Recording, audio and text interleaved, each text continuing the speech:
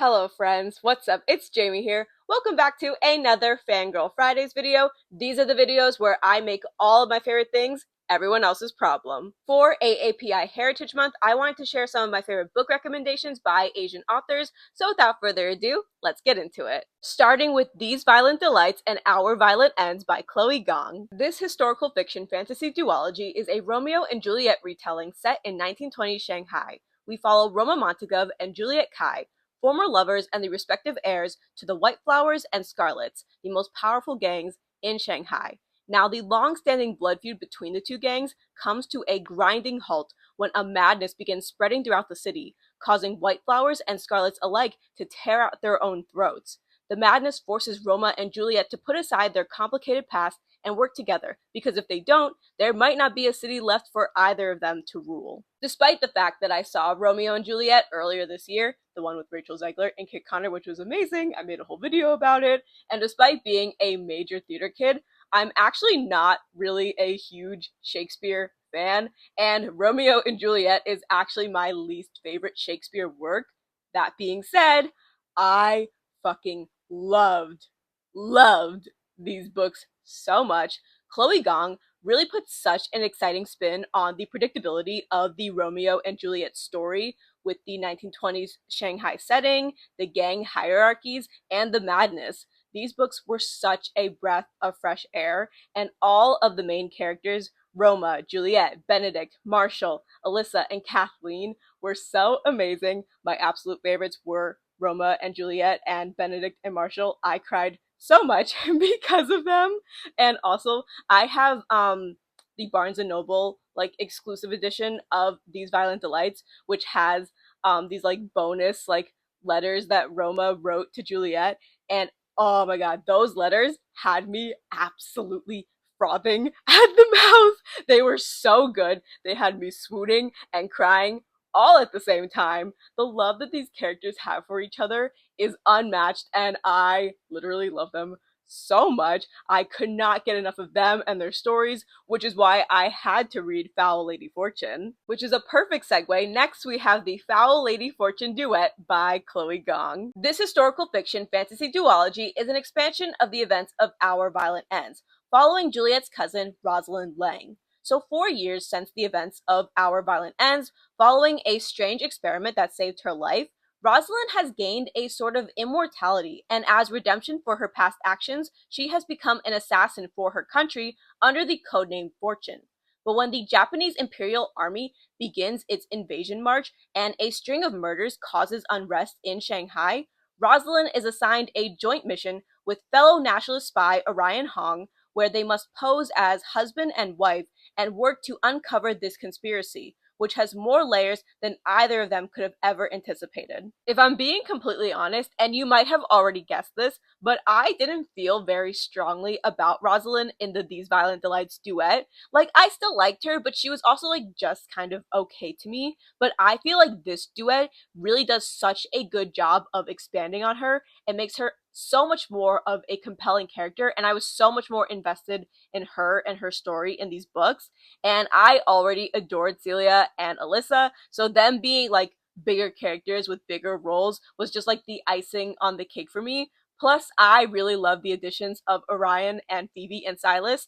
I also liked Oliver, but out of the new like main characters that were introduced in these books, he was definitely my least favorite. The These Violent Delights duet had so many compelling narratives outside of the Romeo and Juliet retelling, and I'm so glad that we got this expansion of the world and these characters. I cannot wait to read Last Violent Call. Technically, I was supposed to have read it before I read Foul Heart Huntsman because of the story, but it's fine. I mean, I'm still gonna read them, because why would I pass up on more Roma, Juliet, Benedict, and Marshall content? Like, come on, that would just be exponentially silly of me.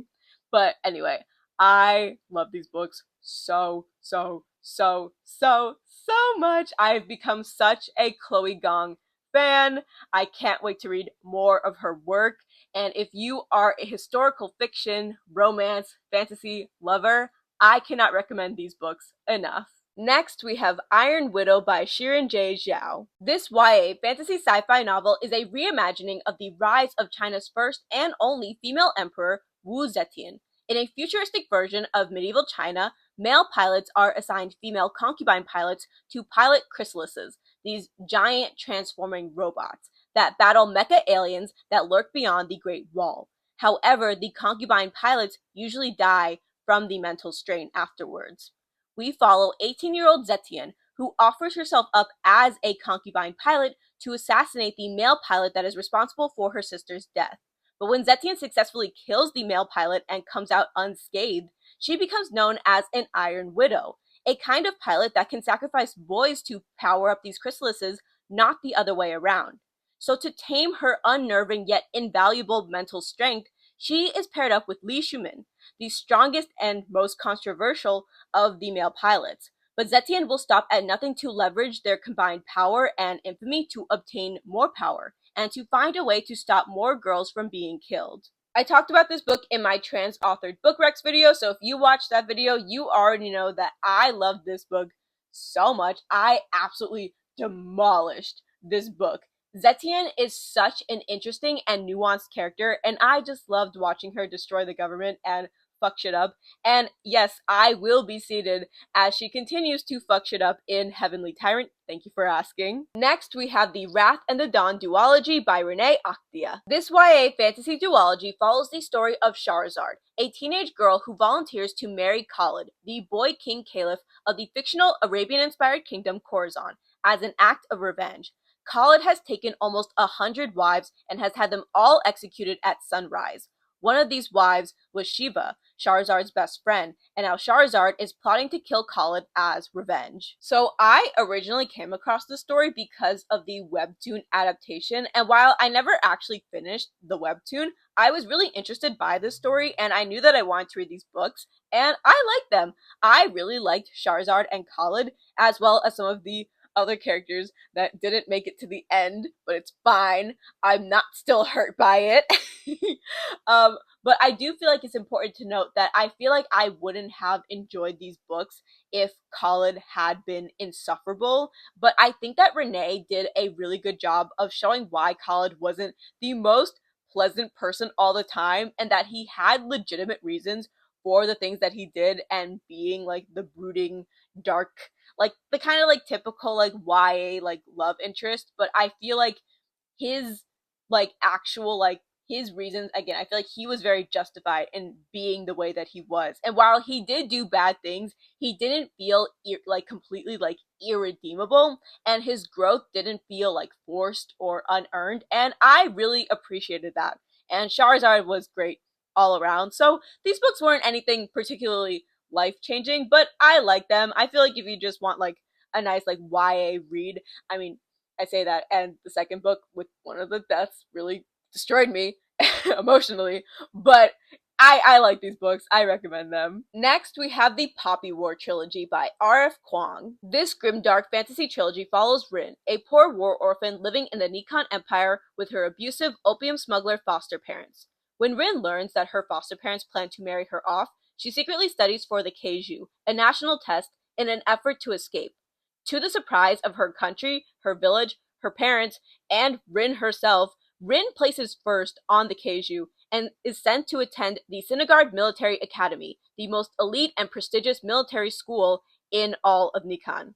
Despite facing discrimination for her race, class, and gender, Rin excels at her studies and unlocks her potential for shamanism. But things take a dark turn when the Mugen Federation invades Nikon, and Rin and her classmates are forced to fight in the war.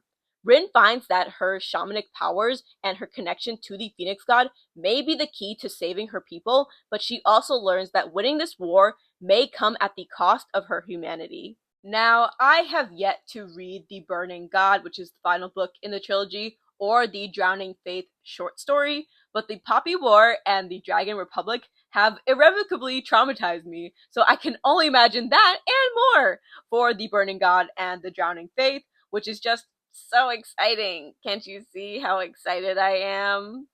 I will say though, I saw somebody say that they wish that there were more scenes that expanded upon the relationships of the characters in this trilogy, because while they cared about the characters, they didn't feel fully invested in them, and I must say I fully agree with that. the only characters that I'm like truly invested in are Rin and Kate, but especially Kate. Don't get me wrong, like Rin is such an interesting and compelling character, but I am most interested and also heartbroken by Kate's arc and him like having his once unshakable beliefs challenged and him losing his faith in the world has deeply struck a chord with me. And besides maybe Baji, I'm not super interested in many of the other characters. Like again, I still care about them and like what happens to them, but I feel like there's a pretty significant like gap between how much I care about Kite and Rin and then how much I care about everybody else. But besides that, these books are so incredibly written. R.F. Kuang does not shy away from discussing the most heinous war crimes and questions of morality and humanity in just the most profound and brutal ways possible. I always feel like so, every time I talk about the Poppy War, I always feel so weird, like, recommending this trilogy because it's always like, hey, you want to be, like, super traumatized by all these horrific war crimes? But these are incredible books, so I do recommend them, but also be warned, you will be traumatized. Next, we have Fierce Femmes and Notorious Liars by Kai Chang Tom. This surrealist novel tells the story of an unnamed trans woman who is a kung fu expert and a compulsive liar. She leaves home at a young age to live on the Street of Miracles with other trans women who become like a family to her. But after one of these femmes is killed, our protagonist joins a gang that begins to attack men on the street as retribution. What's interesting about this book is that it's both a surrealist novel and it's also a memoir. Kai Cheng Tom has explained that there are characters and plot points that are based on her life, but they're exaggerated by the novel's surrealist elements. And I loved it. I absolutely loved this book. It is an incredible story of found family and sisterhood and healing from abuse. The protagonist is a really interesting and fun character. I really enjoyed her narration. I mentioned this in my trans-authored book recs video, but part of me wishes that the book was longer because I enjoyed her character voice so much. But I also feel like this book was exactly the perfect length for the story that it was telling. I loved it so much, I cannot recommend it enough. Next, we have Last Night at the Telegraph Club by Melinda Lo. This YA historical fiction romance novel follows Lily Hu, a Chinese-American high school senior living in 1950s San Francisco. We follow Lily as she develops a relationship with classmate Kath Miller, who introduces her to the lesbian bar scene with their nights out at the titular Telegraph Club. San Francisco in 1954 isn't a safe place for two girls to fall in love. But with Red Scare paranoia and deportation looming over Lily's father, Lily and Kath risk everything for love. I talk about Last Night at the Telegraph Club any chance that I get. It is one of my top 5 favorite books of all time. I made a whole video just me gushing about how much I love this book. Lily and Kath are such like incredible characters. They are some of my favorite characters ever. They're so sweet for each other and you feel so much for them because they're willing to risk literally everything to be together. Their story is equal parts beautiful and devastating. If there is one book amongst this list of books that I will be talking about throughout this video that I need to convince you to read if you haven't read it already, it is this one. I literally cannot recommend it enough. It is one of the most incredible romances that I have literally ever read, ever. Melinda Lo is a phenomenal writer, and I cannot stress that enough. You need to read this book right now. Next, we have A Scatter of Light, also by Melinda Lo. This YA novel follows Arya Tang West, who after an ill-fated graduation party is sent by her parents to spend her summer with her grandmother, an artist in San Francisco. There, Arya meets Steph Nichols, her grandmother's gardener, who introduces her to the queer working-class community of San Francisco, which includes Steph's friends and her girlfriend. Between exploring her sexuality and an illicit affair with Steph, Arya finds that this summer is one that will change her forever. While I must say that I did prefer Last Night at the Telegraph Club over this book, I still really enjoyed A Scatter of Light. Arya's coming-of-age story and the exploration of her sexuality was still really incredibly meaningful and impactful and well-written, even if it didn't necessarily have the happy ending that you would expect. This isn't a love story per se like Last Night at the Telegraph Club, but I still really enjoyed it. Speaking of Last Night at the Telegraph Club, I am so obsessed with the little tie-in that's in this book, because don't get me wrong, I loved the ending of Last Night at the Telegraph Club, like, even though it did break my heart a little bit, or a lot. Spectrum of a little to a lot, I definitely fall more on the a lot of how much the ending hurt me, but also like it was a good ending. I really like the ending, but I feel like this was such a beautiful way to like wrap up Lily and Kath's story and give a nod to them, and I loved it so much. Next we have I'll Be the One by Lila Lee. This YA novel follows Sky Shin as she competes in a reality TV show looking for the next big K-pop star. When Sky nails her audition, she is thrown headfirst into the whirlwind of reality TV while also having to juggle the fatphobic beauty standards of the K-pop industry, her sudden media fame and scrutiny, a potential relationship with fellow competitor Henry Cho, and the disapproval of her mother. Sky is determined to win the competition and become the world's first plus-size K-pop star without losing herself in the process. This book was so cute. I loved Sky. I loved that she was already very comfortable in her body and her fatness when we meet her in the book. She still had her moments where she doubted herself and felt self-conscious, but we got to see her work through those feelings and ultimately reaffirm that she is a star and nobody can tell her otherwise. Sky's mom being her number one hater made me feel so sad and angry for her. But again, I love that Sky was ultimately secure enough in herself that she didn't let her mother's words or any of the fatphobic fuckers on the show shake her too much anyway.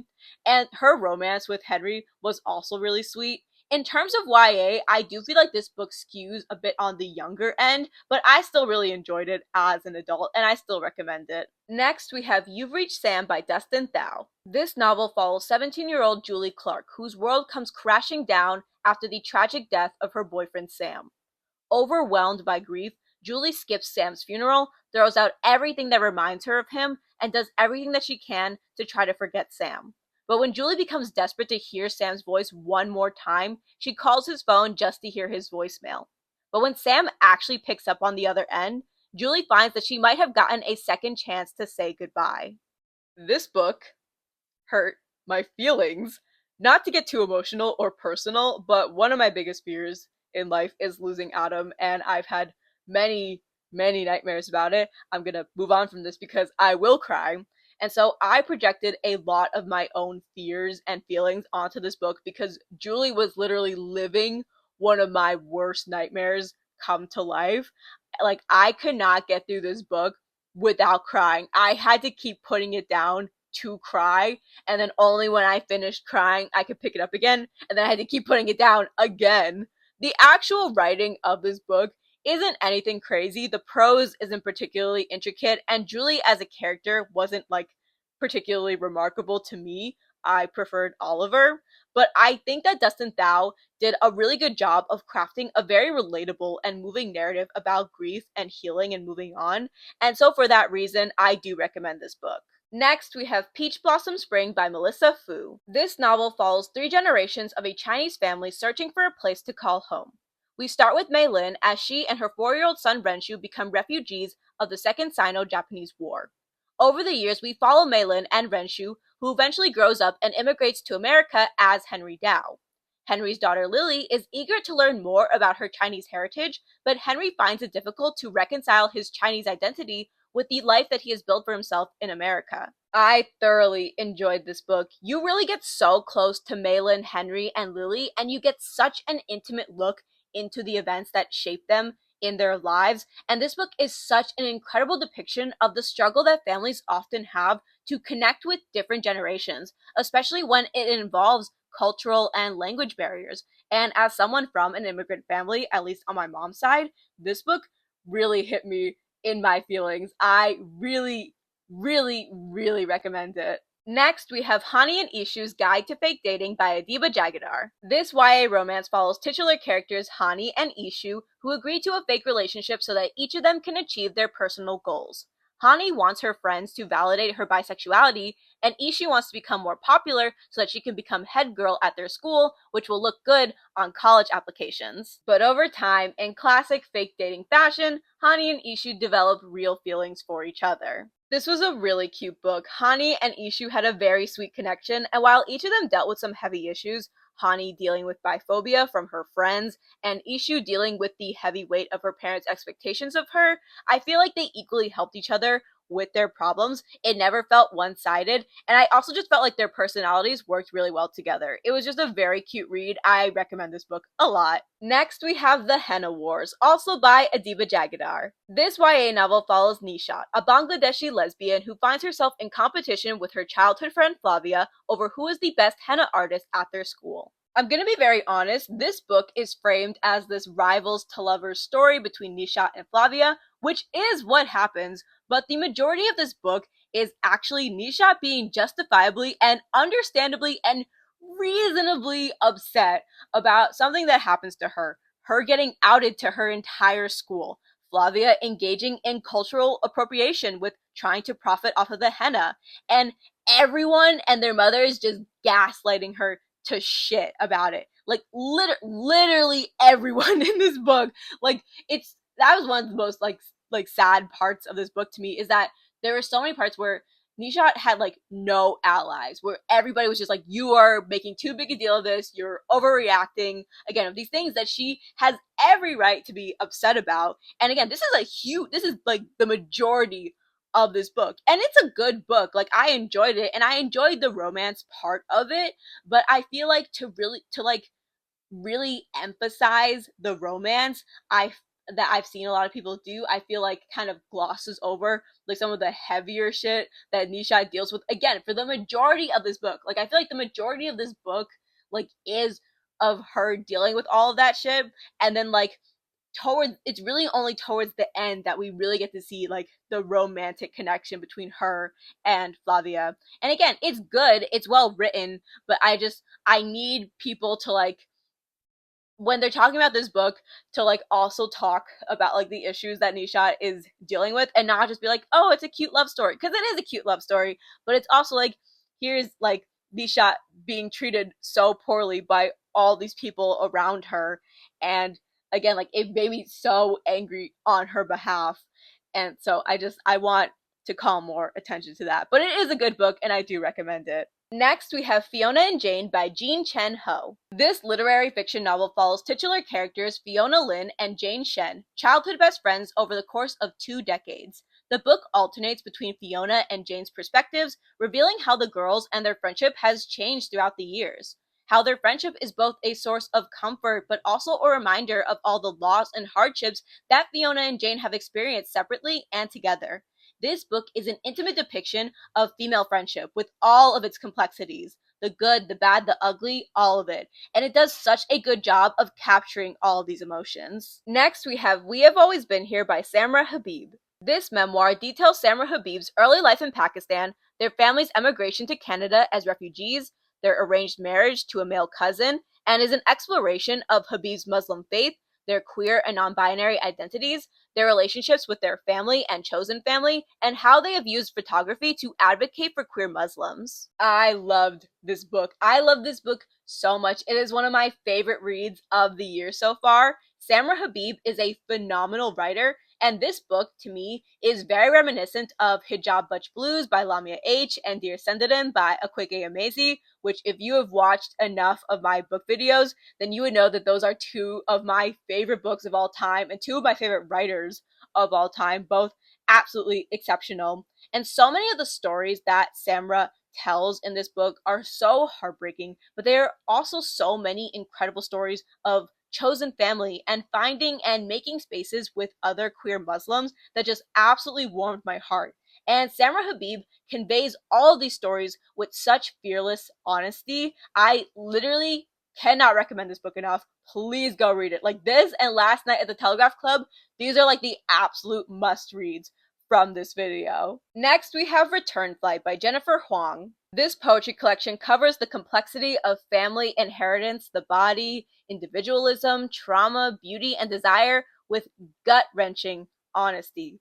I haven't read as much poetry recently as I would like, so Return Flight was such a breath of fresh air. Jennifer Huang is a fantastic writer. I highly recommend this collection if you enjoy poetry. Next, we have Unfollowing You by Kamal Kapoor. This poetry collection is a modern love story and subsequent heartbreak told through a combination and collection of text messages, unsent letters, poems, and prose. It is a great read. Kamal Kapoor is able to capture such profound feelings very succinctly and in a very relatable way. I really enjoyed her poetry on Instagram, so I knew that I wanted to read this book.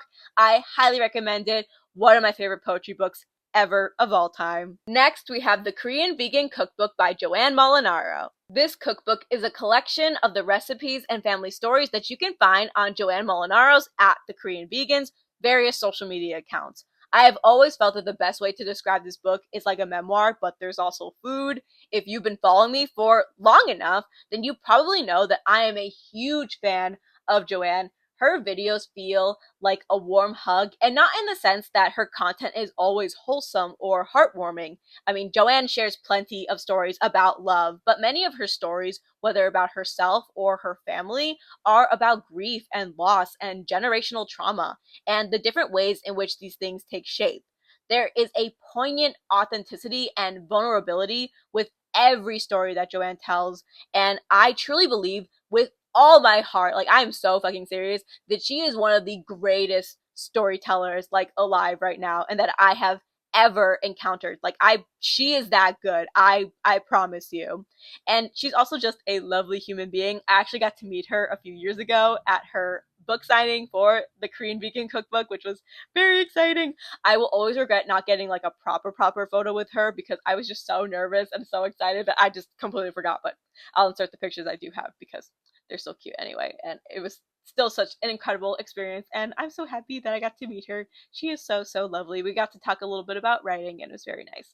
But anyway, back to this book. I cannot recommend this book enough. The stories are moving and heartfelt. The photography is stunning, and I am so excited to get my hands on her second cookbook, Homemade. Next, we have Crying in H Mart by Michelle Zauner. This memoir details Michelle Zauner's, the lead singer of the band Japanese Breakfast, tumultuous and fraught relationship with her mother's battle with cancer and subsequent death, and how Michelle used Korean food as a way to cope with that loss and feel closer to her mother. This book is so incredibly devastating. I lost my grandmother to cancer in 2020, and Michelle managed to perfectly capture what it feels like to watch someone that you love so much deteriorate and wither away before your eyes. It is absolutely heart-wrenching, and the grief that follows is very raw and heavy, but Michelle is able to articulate all those feelings so well that just hit me and my feelings very hard. I highly recommend this book, but I also feel very inclined to warn you to prepare yourself emotionally, especially if you have lost a loved one to cancer or any terminal illness.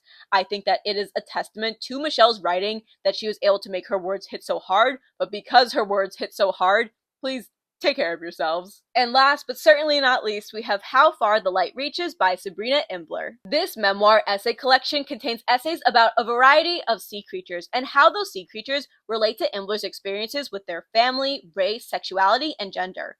Several of the essays also include necropsy reports, where Imbler analyzes their past queer relationships the way one might analyze someone's cause of death.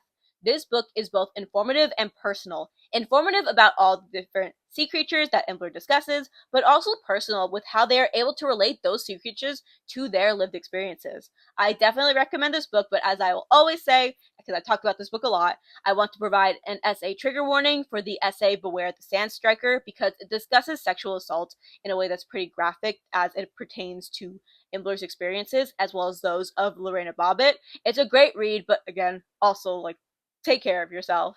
Alright, before I wrap up today's video, I wanted to quickly go through my immediate TBR of Asian and Pacific Islander authored books. As I've already mentioned throughout this video, Last Violent Call by Chloe Gong, Heavenly Tyrant by Shirin J. Zhao, and The Burning God and the Drowning Faith by R.F. Kuang are very high up there on my TBR list.